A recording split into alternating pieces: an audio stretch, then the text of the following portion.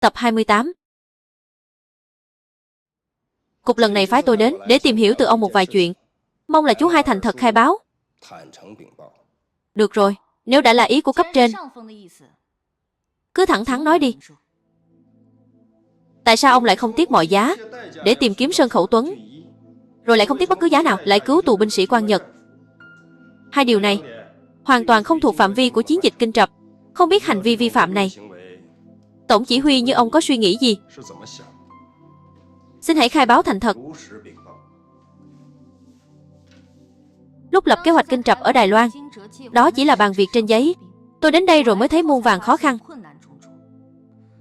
Tùy cơ ứng biến là quyền hạn của tổng chỉ huy tiền tuyến như tôi. Vì vậy phiền cậu chuyển lời tới cấp trên. Sơn Khẩu Tuấn Nhất là một quân cờ đáng để chúng ta lợi dụng. Bí mật ẩn giấu trên người hắn sẽ giúp ích rất lớn cho chiến dịch Kinh Trập. Thế nên tôi mới 5 lần 7 lượt truy tìm tung tích của hắn. Còn chuyện giải cứu tù binh sĩ Quan Nhật, tất cả chỉ là để đánh lạc hướng quân Cộng sản dương đông kích Tây, và cũng là để dọn đường cho hành động sau này, nhằm loại bỏ những chướng ngại vật không cần thiết mà thôi. Rốt cuộc trên người Sơn Khẩu Tuấn Nhất có bí mật gì mà khiến ông phải 5 lần 7 lượt đơn thương độc mã mạo hiểm như vậy? Theo tôi được biết, bây giờ hắn đang nằm trong tay Giả Lan. Ông cứ đến tìm anh ta nói chuyện thẳng thắn, chẳng phải sẽ đòi được người sao? Dẫu sao Thôi Thánh Văn cũng là quân nhân của đảng quốc, chắc chắn sẽ biết nghĩ cho đại cục. Sao thế?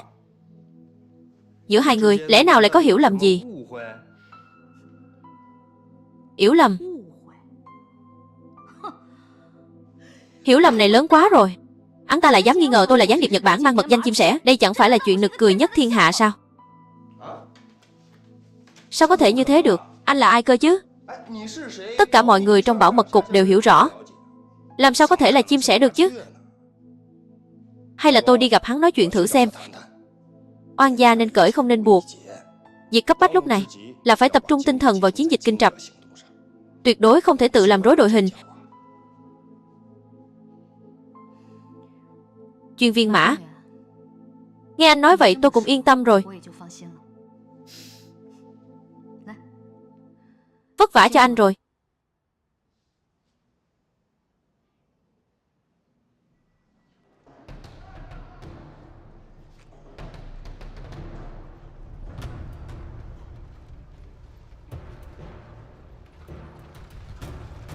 Tránh đường nào? Tránh đường nào? Đường Đại Điền sao? Đường Đại Điền.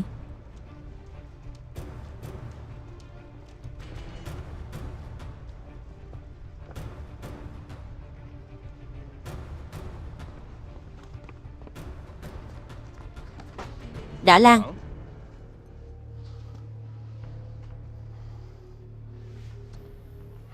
Sao lại là cái thằng nhóc nhà cậu thế này? Đã lâu không gặp. Tôi cứ tưởng cậu chết rồi chứ. Tôi phúc lớn mạng lớn, số chưa tận đâu. Vụ làm ăn còn chưa xong, làm sao mà chết dễ thế được chứ? Đến đây là muốn nhờ vả chút việc.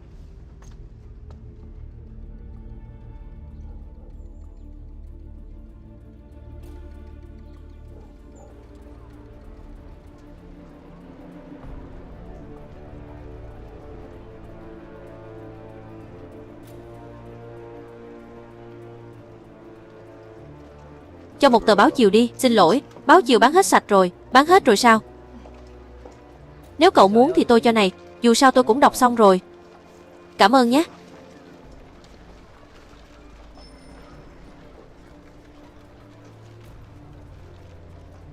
Theo điều tra, kẻ nhảy dù trốn thoát có lẽ là Mã Chưởng Quỷ. Hắn ta đã quay lại Xuân Thành dưới danh nghĩa đặc phái viên.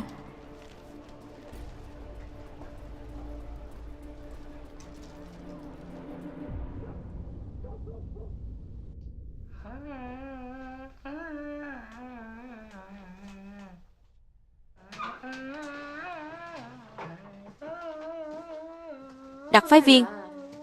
Tôi bận đến mức tối tăm mặt mũi thế này, thế mà ngài vẫn ngồi thảnh thơi tự tại thế kia. Ây da, tổng chỉ huy ngài là người có bản lĩnh lớn mà.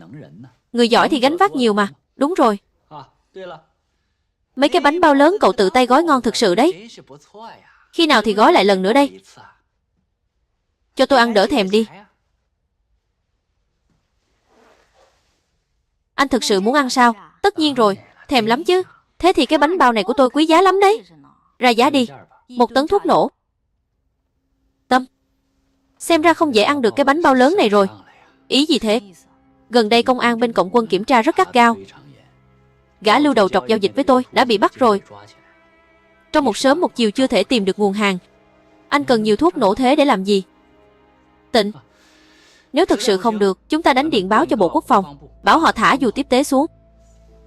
Thả dù gì chứ? Có lần nào thả dù thành công đâu. Số thuốc nổ này là mấu chốt trong chiến dịch kinh trập của chúng ta. Vì thế anh nhất định phải nghĩ cách đi. Được rồi, tôi sẽ cố gắng nghĩ cách. Tịnh, chiến dịch kinh trập của chúng ta đã đến thời khắc quyết định rồi. Chúng ta tuyệt đối không được để hỏng việc. Có hỏng việc hay không thì phải xem tổng chỉ huy có đối xử công bằng hay không. Không còn coi chúng tôi là con ghẻ nữa. Anh không thể lúc nào cũng quản đủ thứ, nhưng riêng chuyện cơm nước lại chẳng chịu lo. Tướng quân Trần, anh nói thế là có ý gì? Anh em ruột thịt cũng phải sòng phẳng tiền bạc. Tôi có một mối làm ăn hời. Không biết tổng chỉ huy có hứng thú không? Mối làm ăn thế nào? Hàng đổi hàng, anh đưa súng cho tôi. Tôi đưa thuốc nổ cho anh thì sao? Anh có thuốc nổ sao? Nghĩ lại năm xưa lữ đoàn bảo an của tôi ở khu vực Hoa Bắc cũng là một thế lực có tiếng tăm lừng lẫy. Nếu không tích trữ chút hàng thì sao trụ được đến giờ? Lời này là thật chứ? Trong quân không nói đùa. Giao dịch sòng phẳng cả hai cùng vui. Quyết định thế đi. Được, chốt thế. Phó quan chữ có, khiêng lên đây.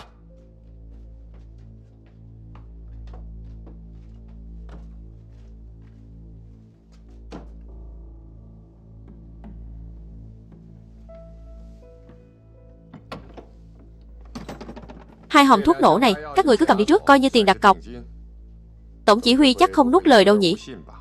Ăn nói với cấp trên tốt nhất là nên giữ lễ độ một chút. Đứa nào không kéo khóa quần thế này để lòi ra cái thứ này? Trần Thế Minh.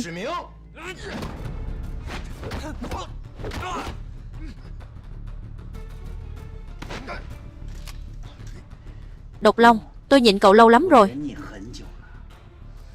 Cậu coi thường quân kỷ, liên tục phạm thượng. Hôm nay phải cho cậu một bài học.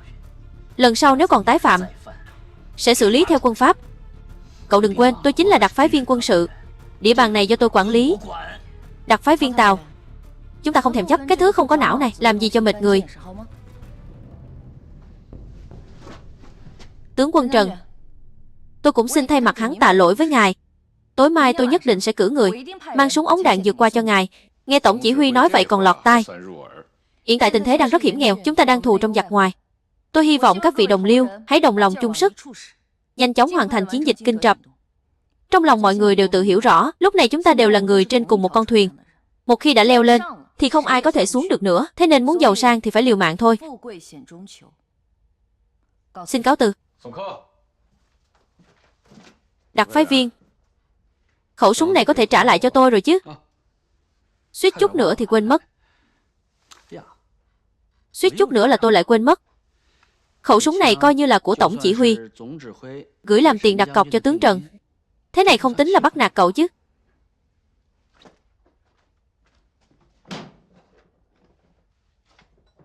Nhẹ tay thôi, cẩn thận kẻo nổ đấy. Đặc phái viên, lão này cậu toàn mang lại bất ngờ cho tôi thôi. Cậu nhìn đường quyền này của mình xem, vô cùng mượt mà và không hề có một chút sơ hở nào. Một con chó điên, nếu không đánh cho nó biết đau thì nó sẽ chẳng bao giờ nhớ đời được, đúng thế. 8. Đây còn là hàng Mỹ chính hãng đấy chứ.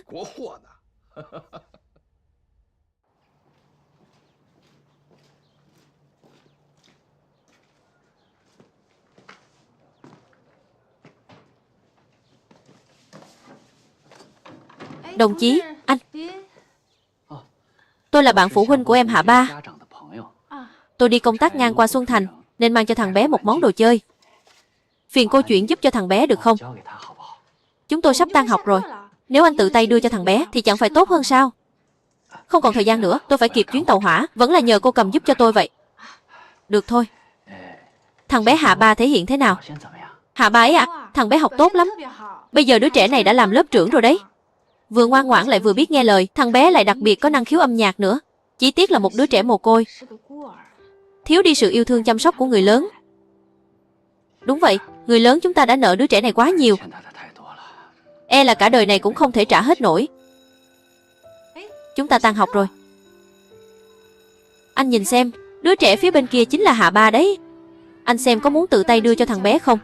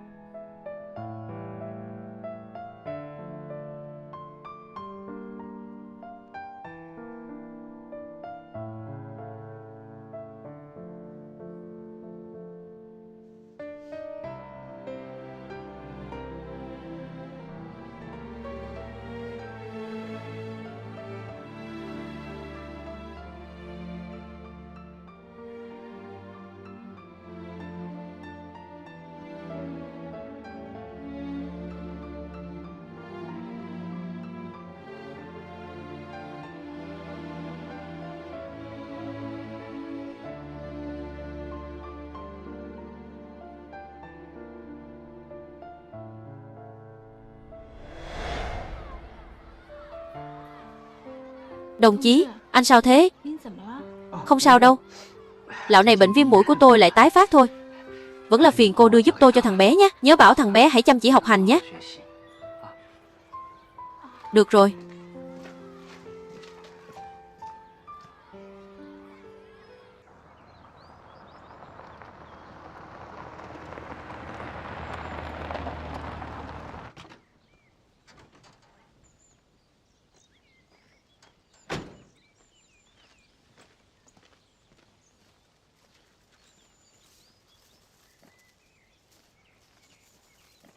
Người anh em thôi.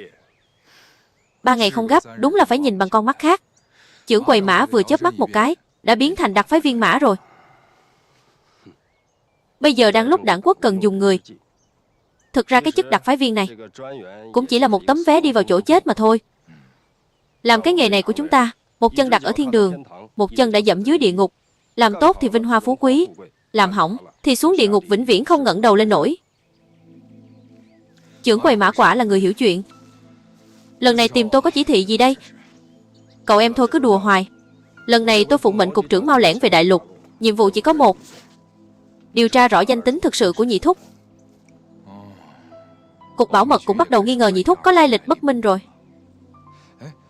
Hắn ta không phải là ác chủ bài được cục trưởng Mao vô cùng cưng chiều sao? Chính vì hành động của cậu đã chứng minh sự tồn tại của đặc công Nhật Bản chim sẻ. Mà nhị thúc trong chiến dịch Kinh Trập lại có biểu hiện bất thường. Nếu hắn thực sự có vấn đề thì chiến dịch Kinh Trập sẽ trở thành một trò cười thiên hạ. Điều này là thứ mà cục trưởng Mao tuyệt đối không thể dung thứ. Cho nên tôi hy vọng sau này những tình báo liên quan đến chim sẻ chúng ta có thể trao đổi với nhau. Như vậy cũng dễ nhanh chóng tìm ra tung tích của hắn. Dẫu sao đặc công Nhật Bản cũng là kẻ thù truyền kiếp chung của chúng ta. Nói thật lòng đấy, đặc phái viên Mã, bây giờ tôi lại càng lúc càng nghi ngờ tên nhị thúc này. Không phải là chim sẻ nữa rồi. Sao lại nói thế? Có bằng chứng gì không? Trực giác và cả mùi hương nữa.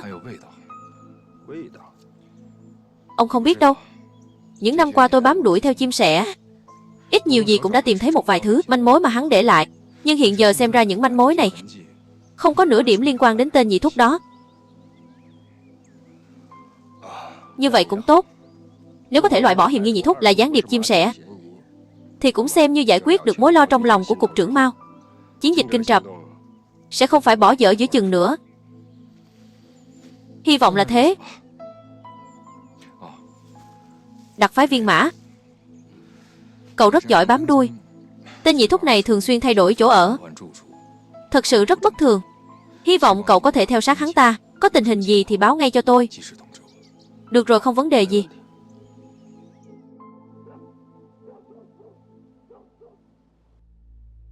Quân đội Liên Hợp Quốc liên tục giành thắng lợi trên chiến trường Triều Tiên.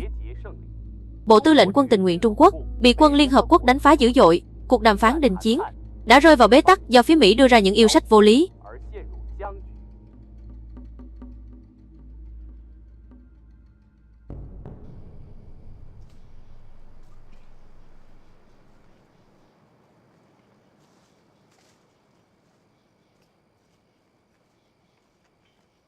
Tư lệnh, lần này vị tổng chỉ huy đó chắc không phải lại Hứa Suông nữa chứ? Lần trước để giải cứu đám tù binh đó Ả ta đã tổn binh hao tướng và chịu thiệt hại nặng nề. Trong tay ả ta chẳng còn lại mấy người. Anh thực sự nghĩ ả ta có mình đồng da sắt, đau thương bất nhập sao? Chỉ với một mình ả thì không thể hoàn thành chiến dịch kinh Trập nổi đâu.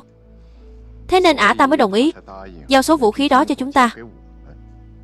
Yên tâm đi, điểm yếu của ả đang bị tôi nắm thóp rồi.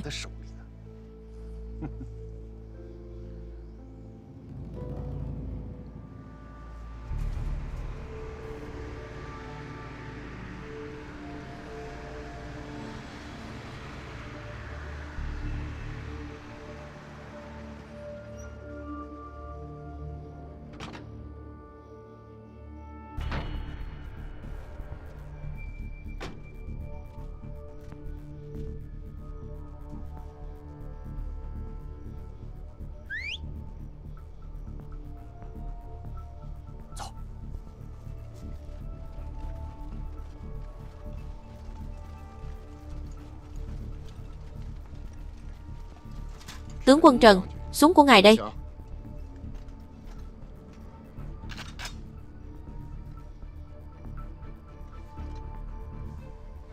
Được rồi, anh em dỡ hàng xuống xe đi. Rõ rõ.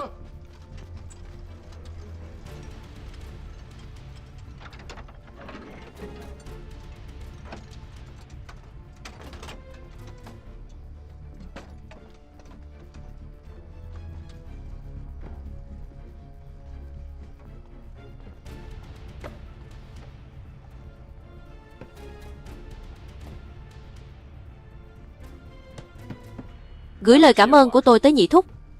Nói với ông ta, Trần Thế Minh tôi là người kính tôi một thước, tôi kính lại một trượng. Có súng trong tay là có thêm can đảm. Sau này tôi sẵn sàng nghe theo sự điều động của ông ta bất cứ lúc nào. Rõ thưa tướng quân. Hôm nay tôi cần thông báo hai tình hình. Thứ nhất là theo nội gián của chúng ta tại Bảo Mật Cục gửi tình báo về. Mao Nhân Phụng gần đây đã yêu cầu các đặc vụ ẩn nấp ở Xuân Thành chọn ra 1-2 mục tiêu để tiến hành tập kích. Mà mục đích của cuộc tập kích này mang ý nghĩa chính trị lớn hơn ý nghĩa quân sự. Mục đích của chúng là muốn ở trên quốc tế tạo dư luận bôi nhọ Trung Quốc chúng ta. Thứ hai là hiện nay chiến sự Triều Tiên đang rất căng thẳng. Máy bay địch đang triển khai chiến dịch bóp nghẹt tuyến giao thông của ta. Anh tạc ngày đêm không ngừng nghỉ, mưu toan phá hủy tuyến đường giao thông của chúng ta. Trong khi đó ở tiền tuyến Triều Tiên, nguồn quân nhu của các chiến sĩ ta đang bị thiếu hụt nghiêm trọng. Có rất nhiều chiến sĩ chỉ mặc những bộ quần áo mỏng manh giữa cái lạnh giá âm 30 mấy độ, vẫn kiên trì chiến đấu. Thương vong ngoài chiến đấu vô cùng nghiêm trọng. Vì vậy điều này đòi hỏi vật tư quân sự ở hậu phương phải liên tục không ngừng bảo đảm cung cấp cho tiền tuyến. Tuyến đường giao thông đã trở thành đường sống còn, cho nên chúng ta buộc phải bảo đảm sự an toàn của tuyến đường này. Lưu Ninh cậu nói rõ hơn về tình hình cụ thể đi. Rõ thưa cục trưởng. Chúng tôi vừa nhận được một mật báo. Đặc vụ địch đã chuẩn bị mấy trăm kg thuốc nổ nhằm mưu đồ bất chính. Nhưng mục tiêu phá hoại cụ thể hiện chúng ta vẫn chưa nắm rõ. Vì thế vẫn đang tiếp tục điều tra làm rõ. Cục trưởng sao chúng ta không lập tức tiêu diệt đám đặc vụ này luôn đi? Hổ tử chuyện này không được nôn nóng đâu. Nếu cậu tiêu diệt kẻ địch quá sớm thì chúng lại phái một nhóm mới tới. Đến lúc đó chúng phái đi khi nào hay phái những ai tới chúng ta đều không biết được. Toàn bộ công tác điều tra đều phải bắt đầu lại từ đầu. Cho nên đối với đặc vụ địch, đôi khi việc giám sát còn có tác dụng hơn cả việc tiêu diệt. Vào thời khắc quyết định, thậm chí còn có thể biến chúng thành công cụ cho ta. Lưu Ninh nói đúng đấy. Chúng ta cần phải thông qua việc khống chế mạch máu trong mọi hành động của địch để bóp nghẹt chúng, chứ không thể mù quáng hành động mạo hiểm. Hiện tại bất kể là lấy công làm thủ hay lấy thủ làm công, đều phải xem bước đi tiếp theo của bọn đặc vụ thế nào.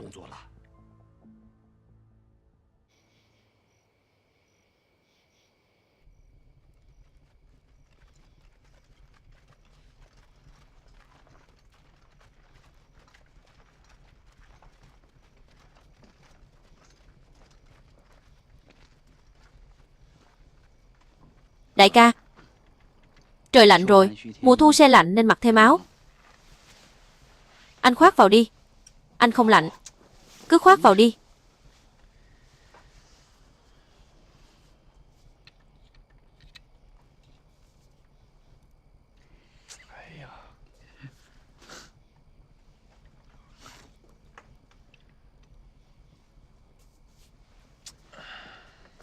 Hẹn gặp trưởng quầy Mã có thu hoạch gì không? Theo như lời trưởng quầy Mã nói, về chuyện thân phận của nhị thúc, Mao Nhân Phượng đã cho thôi việc ở cục bảo mật, cả vị cục trưởng phụ trách hồ sơ nhân sự rồi. Nói vậy nghĩa là Mao Nhân Phượng đối với thân phận của nhị thúc cũng nảy sinh nghi ngờ rồi. Tốt lắm, em lại có thêm trưởng quầy Mã, làm một đồng minh mới rồi. Em với ông ta làm đồng minh gì chứ? Kinh dịch nói thế nào nhỉ? Lửa thì bốc lên cao, nước thì chảy xuống dưới. Chí hướng khác biệt vẫn có thể kết giao. Chỉ cần có thể giúp ích cho việc truy bắt chim sẻ, góp chút sức lực thì ngại gì không làm. Đó cũng là kế viễn giao cận công mà. Hôm nay em đi thăm Hạ Ba rồi.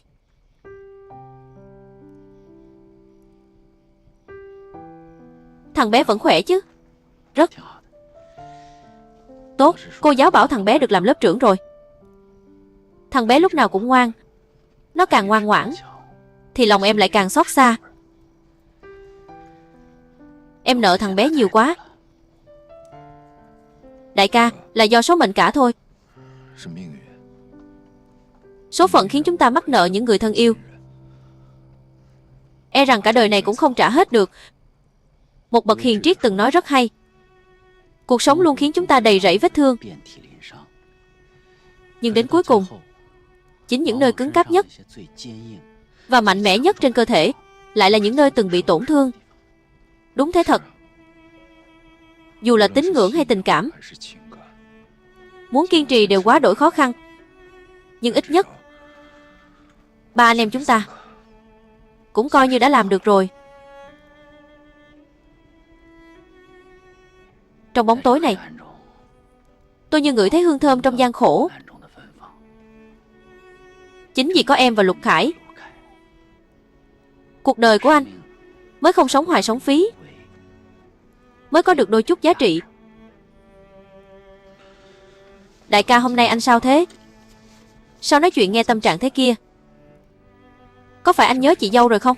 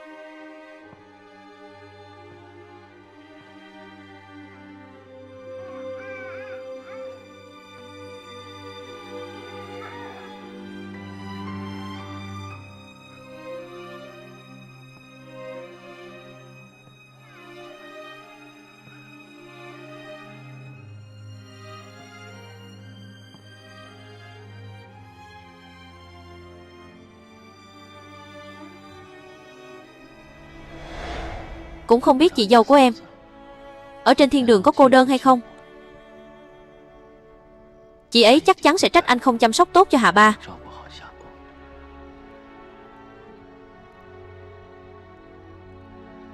Không có chuyện đó đâu. Chỉ cần chị dâu ở trên thiên đường dõi theo anh, chị ấy chắc chắn sẽ không cô đơn đâu. Người tốt khi chết đi sẽ được lên thiên đường. Cháu chỉ muốn dùng kính viễn vọng để xem thử trên trời rốt cuộc có thiên đường hay không. Giống như bố mẹ của cháu, chắc đều là người tốt cả. 2 hôm trước cháu nằm mơ thấy chú đấy. Cháu cứ gọi mãi gọi mãi. Chú nghe thấy rồi.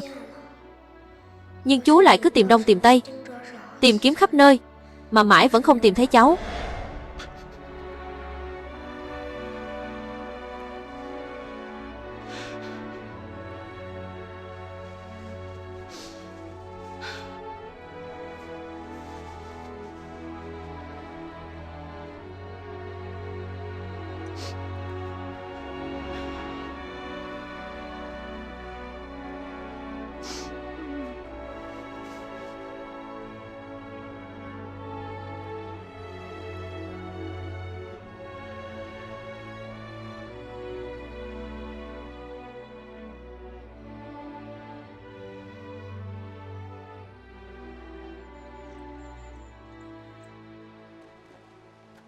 Thưa sảnh trưởng, Cục Bảo mật đã phái một đặc phái viên đến đây điều tra về Nhị Thúc.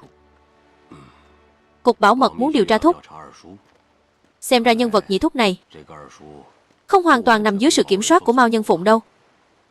Đúng vậy. Cử chuyên viên đến giám sát. Đây cũng là thủ đoạn quen thuộc của Cục Bảo mật. Cao Sáng, giờ cậu chỉ có một mình trong lòng địch. Nhất định phải chú ý an toàn.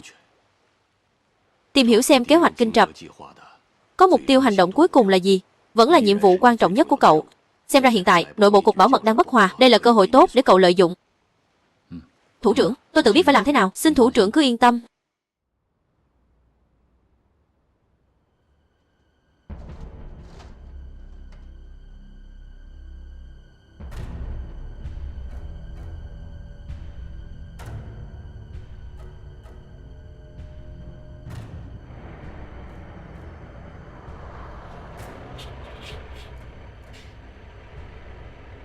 Lấy tờ đâu?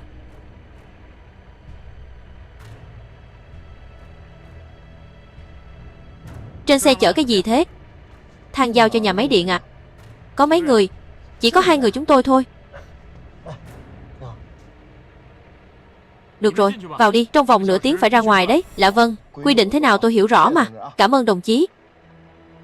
Bác ơi, mở cửa với.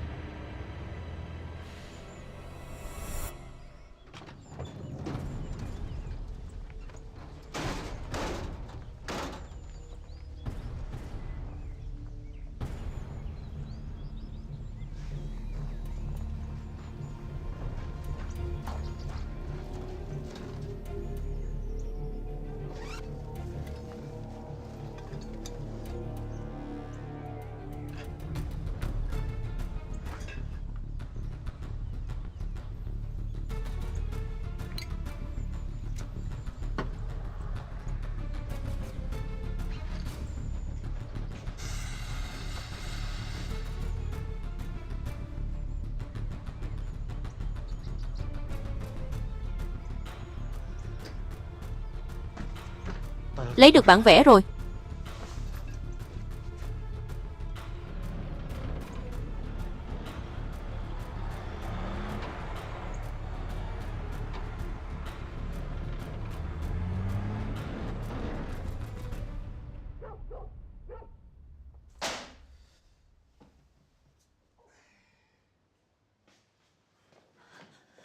Báo cáo.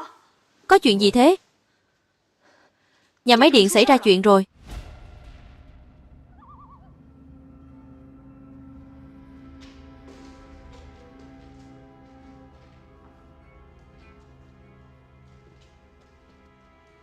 Cụ thôi. Sao lại làm phiền đến cả cụ thế này? Cậu xem kìa. Lũ mật thám chó má này đúng là quá lộng hành mà. Đến cả nơi lưu trữ tài liệu bọn chúng cũng không tha. Cậu nói xem, rốt cuộc bọn chúng muốn làm cái gì chứ? Cụ thôi, cụ có biết chúng ta đã mất tài liệu quan trọng nào không? Cả một đống tài liệu lớn thế này, làm sao mà đối chiếu rõ ràng ngay được chứ? Cụ thôi, đặc vụ địch tuyệt đối không bao giờ hành động vô cớ. Chắc chắn bọn chúng đang tìm một tài liệu cực kỳ quan trọng nào đó. Cụ xem thế này có được không? Cụ hãy báo cho phòng kỹ thuật, bảo họ qua dọn dẹp một lát để xem rốt cuộc đã mất những gì. Chỉ cần biết tài liệu bị mất là gì, chúng ta rất có thể sẽ đoán ra được mục tiêu tiếp theo của đặc vụ địch. Được rồi, tôi đi báo cho họ ngay đây. Phiền ông quá. Có. Hãy canh chừng nơi này thật nghiêm ngặt cho tôi. Có bất kỳ động tĩnh gì phải báo cáo tôi ngay. Rõ.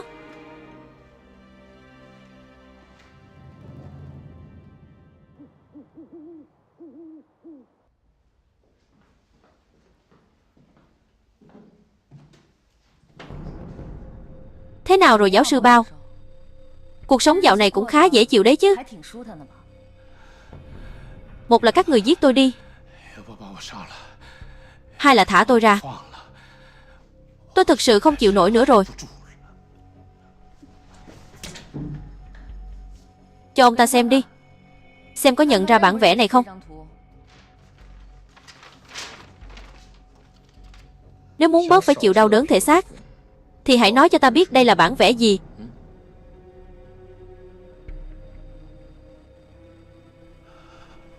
Bản thiết kế cầu Xuân Giang.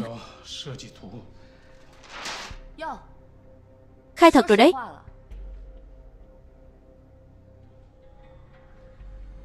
Sao nó lại ở trong tay các người? Có chuyện gì thế? Một bản vẽ rách nát thế này mà đòi làm khó được ta sao? Ta cảnh cáo ông, nếu ông không muốn chết thì hãy trả lời mấy câu hỏi của ta. Câu hỏi gì?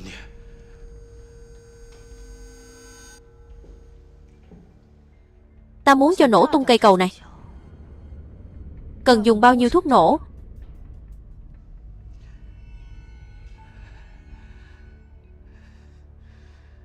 Các người đúng là... Tôi chỉ biết xây cầu chứ không biết phá cầu. Tôi đã nói từ lâu rồi, nó chính là đứa con của tôi. Tôi sẽ không để nó bị hủy hoại trong tay các người. Ông cũng cứng đầu gớm nhỉ? Ta vừa mới cảnh cáo ông rồi đấy. Nếu ông không chịu hợp tác, ta sẽ khiến ông sống không bằng chết. Đến lúc đó ông sẽ giống như một con chó, van xin để được khai ra cho ta biết.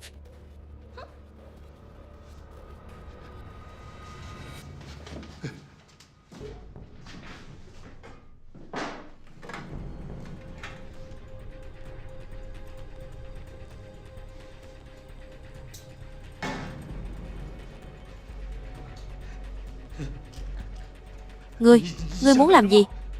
Lát nữa ông sẽ biết ngay thôi. Cậu. Qua rà soát của phòng kỹ thuật nhà máy điện, tài liệu quan trọng bị mất là của nhà máy điện, nhà máy nước, bưu điện Xuân Thành và một phần bản vẽ xây dựng của cầu Xuân Giang. Điều này đối với công tác điều tra của chúng ta đã gây ra sự hoang mang lớn. Bọn chúng không thể nào cùng một lúc tiến hành phá hoại ở tất cả mọi nơi. Tôi nghĩ bọn chúng bày ra trận hỏa mù này chủ yếu là để đánh lạc hướng, nhằm che giấu mục tiêu phá hoại thực sự của chúng. Phân tích của đồng chí Lục Khải rất có lý. Chúng ta không thể nhìn nhận vấn đề một cách phiến diện. Phải liên kết vụ trộm trong phòng mật nhà máy điện với chiến dịch kinh trập, xem xét một cách toàn diện để tìm ra mối liên hệ tất yếu giữa chúng. Lục Khải, mau liên lạc với lão Di ngay đi. Xem bên đó có tình hình gì bất thường không? Rõ.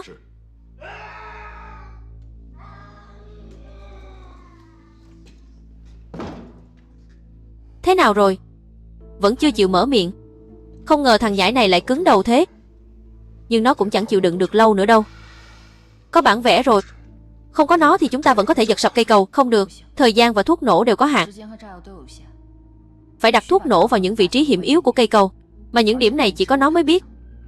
Nhất định phải bắt nó khai ra. Được.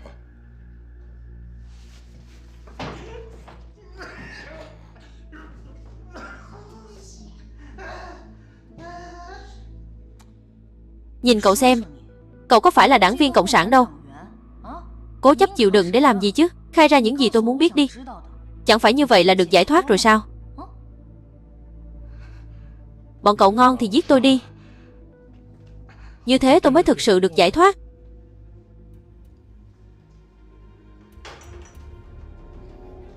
Loại thuốc này được gọi là thuốc nói thật, là thành tựu mới nhất do Cục Tình báo Trung ương Mỹ nghiên cứu và chế tạo ra. Cho dù ý chí của cậu có đúc bằng sắt đá đi nữa thì nó cũng sẽ khiến cậu phải suy sụp hoàn toàn. Bọn cậu muốn làm gì? Bọn cậu sẽ bị trời tru đất diệt. Bọn cậu rồi sẽ bị trời phạt.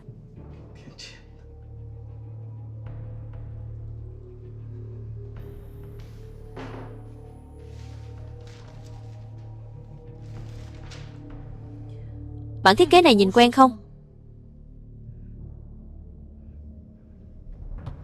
Là do tôi thiết kế. Tôi muốn nổ tung nó. Cần bao nhiêu thuốc nổ? Ít nhất là 2 tấn. Tôi không có nhiều thuốc nổ đến thế, nên làm thế nào bây giờ? Tìm ra điểm mấu chốt. Chỉ cần 200 kg là đủ để nổ tung nó. Vậy ông có thể nói cho tôi biết điểm mấu chốt nằm ở đâu không? Nếu tôi nói cho các người biết thì hãy cho tôi được chết nhanh chóng một chút.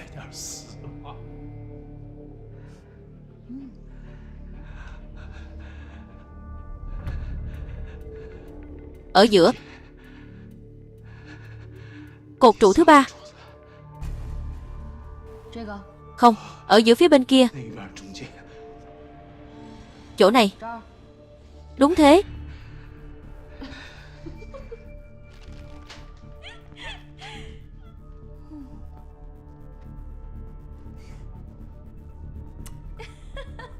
Cảm ơn nhé.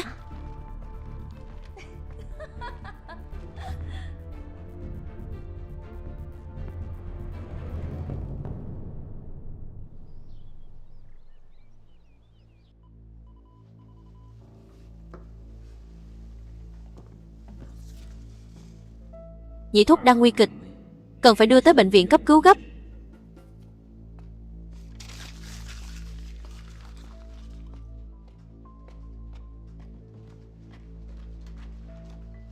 Đặc phái viên, tổng chỉ huy tới rồi, cô ấy mời ngài qua đó. Đi thôi.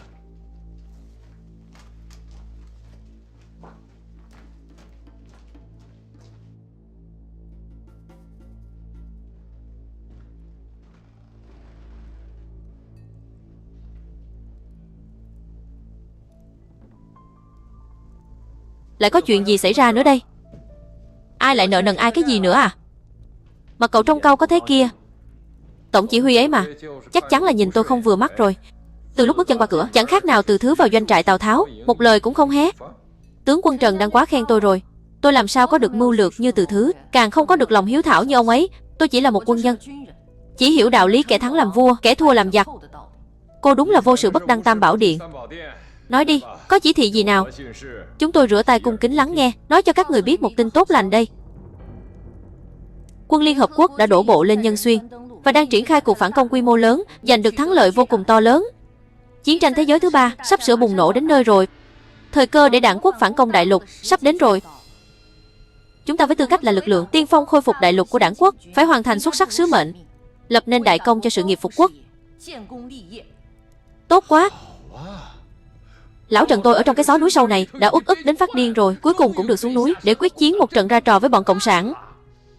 Cái gọi là chiến dịch Kinh Trập chính là để chúng ta phối hợp với chiến tranh Triều Tiên triển khai hành động tại khu vực Xuân Thành, kìm chân một bộ phận quân đội Trung Quốc, khiến chúng không thể rảnh tay chi viện cho chiến tranh Triều Tiên, nhằm giúp quân Liên Hợp Quốc giải phóng Triều Tiên, tiến vào Đông Bắc, mở đường làm bàn đạp, xây dựng khu du kích. Sự nghiệp phục hưng của đảng quốc thành hay bại đều ở lần này. Khi chiến thắng gõ cửa, tất cả chúng ta đều là công thần của đảng quốc. Tuyệt vời quá. Một khi đảng quốc phục hưng, tôi chắc chắn sẽ được thăng hàm trung tướng. Tôi xin phụng mệnh tuyên bố chiến dịch Kinh Trập chính thức bắt đầu. Hy vọng toàn thể tướng sĩ đồng lòng nhất trí, đồng tâm hiệp lực, ai nấy làm tròn bổn phận, chiến đấu vì thắng lợi của chiến dịch Kinh Trập. Chiến thắng, chiến thắng, chiến thắng. Đặc phái viên Tào, tướng quân Trần, nhiệm vụ của các anh là tối mai dẫn theo binh lính tập kích nhà máy gang thép Xuân Thành, phá hủy lò cao của chúng, khiến bọn cộng sản không thể sản xuất sắt thép để viện trợ cho chiến tranh Triều Tiên. Trận chiến này nhất định phải đánh thật oanh liệt, để cho cả thế giới, để tất cả bọn họ biết đến sự tồn tại của chúng ta, khiến cho đồng minh của chúng ta phải nhìn chúng ta bằng con mắt khác, từ đó đạt được mục đích khiến các nước đồng minh dốc toàn lực ủng hộ chúng ta cho mục tiêu phản công đại lục. Ngài cứ yên tâm, chúng tôi nhất định sẽ hoàn thành nhiệm vụ, mang lại câu trả lời mãn nguyện cho đảng quốc. Tốt lắm, mang rượu lên đây.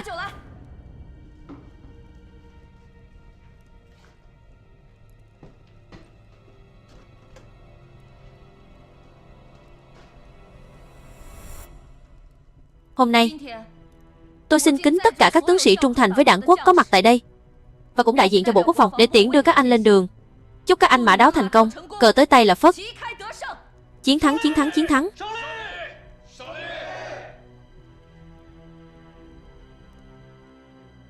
Chiến dịch Kinh Trập là để phối hợp với chiến tranh Triều Tiên, nhằm kiềm chế một phần lực lượng của quân ta, tạo điều kiện cho quân Liên Hợp Quốc tiến vào vùng Đông Bắc để thiết lập một bàn đạp vững chắc. Ngoài ra kẻ địch có thể sẽ hành động. Mục tiêu cụ thể hiện vẫn chưa rõ. Đội trưởng Doãn nghe lệnh. Tôi ra lệnh cho cậu thực hiện nhiệm vụ đánh sập cầu Xuân Giang. Chỉ được phép thành công, không được thất bại. Rõ. Đây là bản vẽ cấu trúc của cây cầu. Tối mai hãy cải trang rồi lẻn vào trong cầu, dựa theo các vị trí trọng yếu được đánh dấu trên bản vẽ, đặt bom rồi lập tức cho nổ tung cây cầu. Rõ. Chẳng phải lúc trước nói là sẽ đánh bom nhà máy thép sao? Sao giờ lại chuyển sang đánh sập cầu rồi? Cậu tưởng quân cộng sản đang ngủ gật cả chắc. Việc chúng ta định tập kích nhà máy thép lúc này đã bị tên gián điệp ẩn nấp trong hàng ngũ chúng ta tiết lộ cho phía cộng sản rồi. Đã như vậy thì chúng ta phải tương kế tụ kế, dương đông kích tây, khiến chúng không kịp trở tay. Vậy thì nhóm Trần Thế Minh sẽ gặp nguy hiểm mất. Trên con đường đi đến thắng lợi, lúc nào chẳng cần vài kẻ làm bia đỡ đạn. Trần Thế Minh có giữ nổi mạng sống hay không, còn phải xem số phận của hắn thế nào.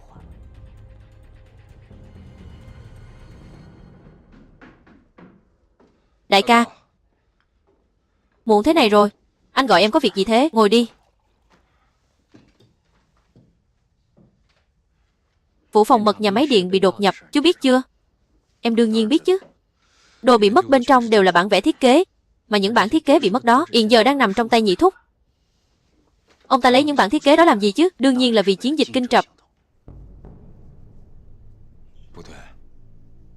Người hẹn em đến phòng mật lúc đó chính là Ma Tước. Chú chắc chắn chứ?